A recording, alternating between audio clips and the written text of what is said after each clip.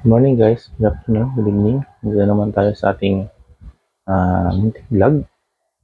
Ang topic natin for today is kung gusto mong iwan na hindi napapansin ng iba, narito ang ilang mga estratehiya. Number 1, panatilihin ang simpleng pamumuhay. Tingnan natin ito. Huwag agad bumili ng mamahaling gamit o baguhin ang lifestyle mo ng biglaan. Number 2, iwasan ng magyayabang. Kahit may pera ka na, huwag ipakita sa social media o ipagmayabang sa iba.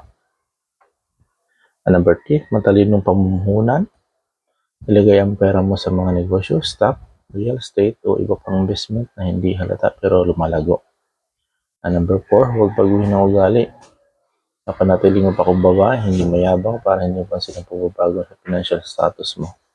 Number 5, maging mapanuri sa gastos kahit afford mo na ang mga mamahaling bagay. Piliin pa rin kung alin ang talaga at kailangan at may value.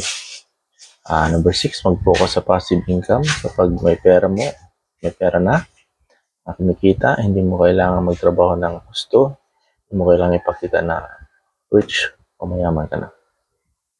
Number 7, huwag maging takaw pansin. Iwasan ng magagarapong kotse, alahas o lifestyle na nakapupukaw sa atensyon ng iba. Dahil guys, ang tunay na yaman na hindi lang nasa kung anong nakikita ng iba, kundi sa kalagayang gawing gusto mo ang walang iniintindi.